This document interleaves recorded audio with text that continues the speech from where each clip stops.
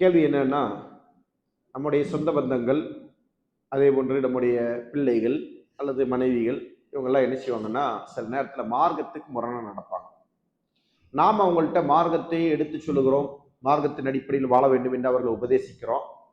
அந்த உபதேசத்தை அவங்க காது கொடுக்காம அவங்க அவங்க இருக்கிற மாதிரியே இருக்கிறாங்க.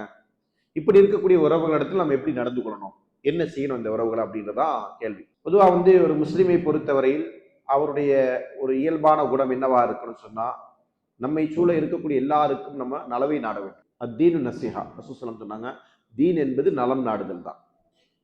அப்புறம் ரசூலுல்லாஹி இடத்துல கேட்கிறாங்க, லிமன் யா ரசூலுல்லாஹ், யாருக்கு நாம நலம் நாட வேண்டும்?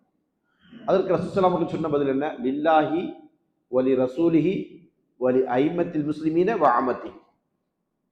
அல்லாஹ்விற்கு நலம் நாட வேண்டும், அல்லாஹ்வுடைய தூதருக்கு நாட வேண்டும், முஸ்லிம்களின் தலைவர்களுக்கு நலம் நாட வேண்டும், முஸ்லிம்களின் பொதுமக்களுக்கும் நலம் நாட வேண்டும்.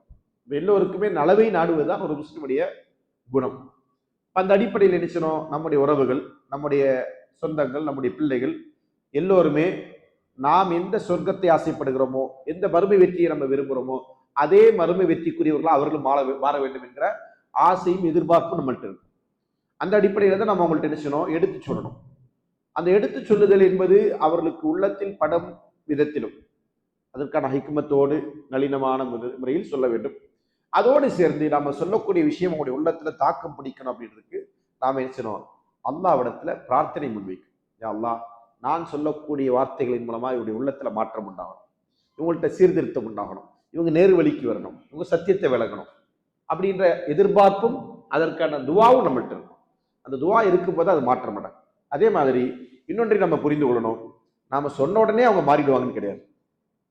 எல்லாருக்கும் ஒரு காலகட்டம் இருக்கு. நமக்கே மாற்றங்கள் பல காலங்கள்ல தானே நடந்திருக்கு. நம்மளே முழுசா மாறிட்டோம்னு சொல்ல முடியுமா?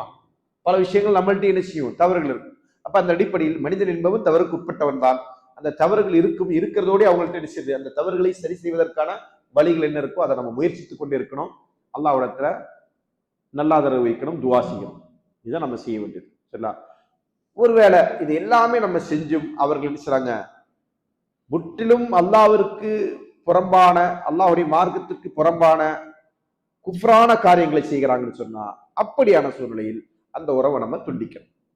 அது எதுக்கு பின்னாடி, நாம் அவங்களுக்கு நலம் நாடி எடுத்து சொல்ல வேண்டிய செய்திகள் எல்லாம் சொல்லி அவரிடத்தில் அதற்கான எல்லா முயற்சிகளையும் மேற்கொண்டு எல்லாவற்றிலும் நம்ம தோற்று போறோம் அப்படின்னு சொன்னா, அப்பதான் நம்ம நினைச்சணும் அவங்கள்ட்ட உறவுகளை துண்டிக்க வேண்டும். அது அல்லாத பட்சத்தில் உறவு துண்டிக்க கூடாது. அது அல்லாஹ்வுக்கு வேண்டி துண்டிக்கிறது.